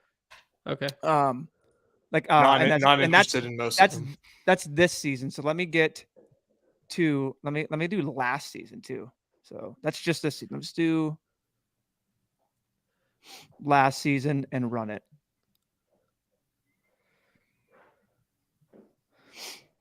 Oh, we're on the clock here, dude. Booker just seems tough to pass up. Like if Paul sits, I know, right? I got a lot of them. I have a ton of Hal too. So actually, funny thing is, not even on the team anymore. So yeah, it's Dante DiVincenzo in 21. But in 121 minutes, Bobby Portis has a 29% usage, and then it's Grayson Allen. Jordan Nwora has played the most minutes, 332 with them all off, 26% usage. So yeah, backs up the priors with Portis and Allen for sure.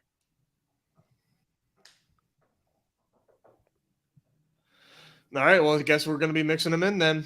And depending on how much I get and depending on like where he goes, if if it's last round Bobby Portis and that's the case, and you're someone like me and you're sitting on, these Giannis swaps, at that point, it's like, okay, there's my Portis equity. Now I don't need to swap. I don't need to put him at the top of my swap ranks. I can then like play some ADP game and try to get like some 6 swap values. I would definitely, depending on where he's getting drafted. Put the guy. I would just put him in. I'll rank them just on their ceiling. So if the highest ranked guy available and even in those lineups is still Portis, exactly. I'll have it swapped to it basically. But yeah, I won't just put Portis there. I'll have it kind of go down in ranks, and if I can get one of those guys, that would be awesome. Yeah, we're on the clock, and I'm. You know how we feel about Dame, yeah. Charlotte. I feel like this is the spot where he gets back onto his like elite type of outcome, and we're seeing like no less than 40 points against Charlotte. What I will say is going the Paul George route instead of AD, you then can set up a little fun game stack with Garland too. That's one thing I've done in these 12 mans is you can get Paul George kind of in that range and then get back Garland. So that's just little fun things I like to do. Like how is Paul George and Garland a game stack? Doesn't it? Sorry, we're dumb. We're looking at we're looking here. I see CAC and then I literally saw. I'm thinking I see LAC. Yeah. Okay. Wash that out. Okay, I was gonna say you had me concerned. Hashtag not a hoops guy. The car, your hoops car has been revoked, bro. I'm sorry. Yeah, my bad. You just don't know ball anymore. Beef Stew is gonna come and literally just beat the living shit out of me now. I've got so much Terry that I kind of want to like pivot and try to get down the board a little bit. But I think I'm going to take Portis in this build if this doesn't get sniped. And if Portis is going before the 6th, then I don't think I want him anyways. But I would like to mix him in this team. But like this range here, like I maybe I need to add more Vooch in my exposures, but like Gobert, Brown, and Banchero are like just they're just skips for me. Yeah, I mean, so basically Portis is a 1.2 fantasy point per minute player with these guys off the court. So give him 36 minutes, 1.2 as his baseline. That's what we're going to be looking at. Yeah, So what does that come out to per 36? That's like I'm not good with the quicks and the maths, but we're looking just at under 50. Yeah. So I'm going to queue up McCollum here, but I'm open. And that's just his median. I like McCollum. Brunson's fun. I know. With off KD. 40, I'm worried that I might be going like yeah, we need to go down a little bit off the board, but I am curious if I'm just Treylon Burks activated off the IR and expected to be ready to go. Yeah, someone said that in our chat recently there, and then Nez brought it up yesterday with the Willis whatever. I mean, it's interesting because you can see the narrative both ways where like Malik Willis only completed 5 passes last game. And then they're going to go back to Tannehill if Tannehill's healthy. Yeah, that's fair. Yeah, no, for 100%. But he did not. I mean, if you saw the video of him standing, right, and throwing, he did not look like he could do much other than just stand there tentatively and just kind of toss that ball. So who was that? Tannehill pregame. Like they were showing him testing it pregame, and he had nothing. I didn't see that. No. Yeah, he was not. He literally was just standing flat-footed, not moving on it, which is kind of like a nice little, like he was tossing with like a kid. Mm-hmm. Kevin Porter too. I need to get. There's just Giannis was expected to be. So Giannis had an initial ownership run of 54%. Wow. Where is that going to go to? All the Bucks. They're all going to be so cheap. Well, it's not just the fact that like Portis is the swap, but now that frees up a shit ton of salary. Luka's going to get more ownership. Kevin Durant's going to get more ownership. Jokic on this is FanDuel, so Jokic is different because he's just center eligibility. Is it fair to question? So like I'm going to play devil's advocate. We've been talking, and you are very much into KD this week, tonight, and obviously KD's a superstar. Like, don't get me wrong. Mm-hmm. Like KD is a first round pick, if not like early second. I do have questions about like his ceiling. Like, does he have enough like stock equity, like with the steals and blocks, to match some of these ceilings of guys that like you're talking about taking KD like super duper aggressively. And to me, I just kind of wonder, like, is that what's the thesis, I guess, with him versus the Knicks here? Is this just like, what makes this such an awesome spot for you is my question. So I'm going to get this up here because it's basically just KD is a fantasy point per minute god. And with no Kyrie, 1.37% fantasy points per minute, 34% usage. Yeah, he doesn't get there with the steals and blocks. He can kind of find his blocks, I guess. There. Yeah, that I stand corrected. These poor badgeless players. I think it's my stand, I guess. But projections have him over Jokic for what it's worth. At least these. I need to get another, but I just think he's going to play guaranteed the most minutes out of anyone up there. Granted, a blowout. Again, I don't project that in there, so I'm just projecting that. I just think my narrative. I think he's literally going to go and drop a number on New York and be like, could have paid me. Could have just went out there and paid me what you wanted to. Whatever narrative out there, he chose Brooklyn, yada yada. But like you know what I mean? So at least at this, like the top 3 is just like so easy. Like this, I would never do over Doncic. No. But at least like now, like the top 3 is so easy to draft. It's and I'm really interested to see where Shea goes up because I mean that team's just going to be. I mean, you wanted any blowout risk or anything, anyone thinking yada, putting any projections in. They're out their 2 best players, and it's that game. I wonder what that spread has dropped to. So you know what I mean? Yeah, we're gonna have to wait a little bit to see where that settles, but it's kind of kind of gross, but I really like Jaw too against the Spurs. I mean, you don't need to gush over these like first round picks like too much, but I think Jaw has a chance to like explode this week, or I keep saying this week, tonight. I like Jaw, definitely do. For me, it's just like if Bane is just going to go that much overlooked, I might just go that route specifically for the leverage. Okay. Again, I've worked in Jaw. I have Jaw. He goes in the category of if I need him, I need to draft him. But yeah, that Bane thing is just really interesting to me. Okay. Yeah, so like I said, man, I had a lot of trouble taking Cat. You said is that just like a hunch? You feel pretty good that So he sat out. They gave him an extra day's rest. I think splits. Yeah, I think he's gonna play. I really do, but I've just been taking the now. I will let you know. Like it's just kind of like I will wait. Once I kind of get stocked on a guy with a Q tag, I'll obviously won't just keep stacking him up there. But yeah, as of now, I have quite a bit of Trey. Yeah, it's a spot too. It's like it's kind of worth that risk if he's playing the Jazz. Like, and it's literally what I said. It's just totally get the risk. But like if he goes and he's full go, he has a ceiling in that range is higher than most people there. Like I think he's going near the DeJounte Murray range. You know what I mean? He's going with him. So, let me see here. So let me check my exposures. I've taken quite a bit of Donovan Mitchell, I think. Yeah, I'm pretty. The thing, Freddie? I don't think I have a ton of Sabonis. It's Freddie or Sabonis for me. Yes, yeah. I'm a little heavier on Freddie than Sabonis, and I don't want to miss out on him. He's just so consistent with what he can give you. Do you have any thoughts about him like playing like the Cleveland front court? So yeah, dude. So I thought that, and so then I went and looked at his game logs and who he plays. He dominated against the Heat. So like it's just he plays these like big men and he seems to do better. I don't know, like that's so it's just like I don't know. I don't like to take matchup that much, but like if you're gonna, that's the Cleveland, like the big tall trees down there. I totally get it. Yeah, Mobley and Allen. Yeah, that's like it's like maybe he's just gonna be out there more. He has more opportunities to get a block, a steal. I need way more BI.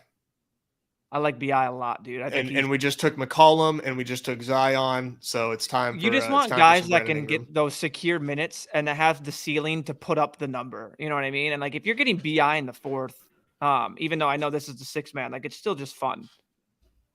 And it's leverage off of Zion. Like if you want to go one or the other, like that's an interesting thing. You can take these players and like when players are so close, you can be like, I'm gonna bet on one.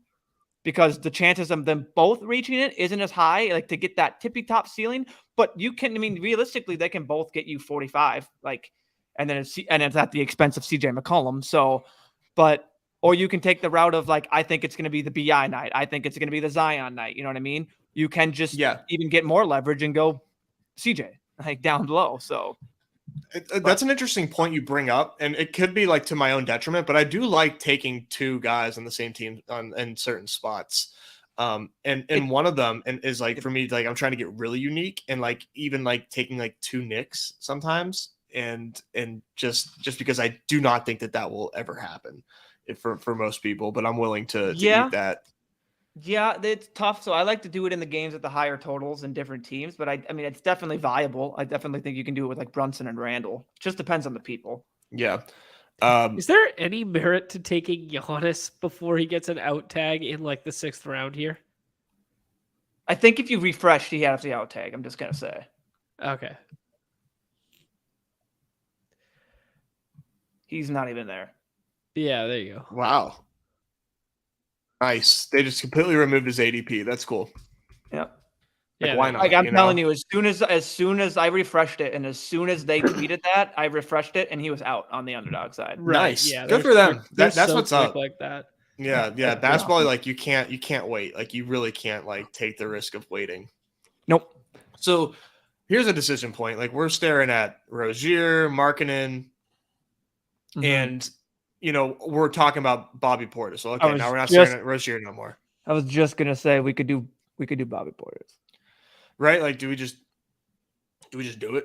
I think you take it before. I think you take it before he rises, and I think he's just gonna rise to maybe a 6th round. I don't think he rises to, like, to your point. I don't know where he ends up going. You know what I mean? I really don't. I don't have, like, the projections aren't updated for me. I'm really interested to see what happens and what just a baseline here. Yeah, I'd rather get him in the 6th rather than, like, making him my swap for Giannis and then just playing, like, the ceiling game.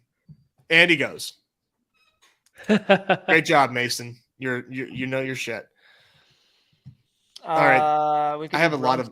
I've got a lot. Yeah. No. I'm ready. I'm ready to mix in Brunson again. It's been a minute since I took Brunson, and like I said, I am trying to mix in the Knicks here because I like I said, I think that's some pretty decent leverage on the field. I like how this team turned out. I'm going to be doing these like once every 5 minutes, I think, until lock. I'm just having so much goddamn fun. I'm hoping this pennant payout that I think Ben's also waiting for. Hoping that could come. So then it's just like I see it in there. It's like, oh, now I can really degen in. But, like, you know what I mean? Yeah.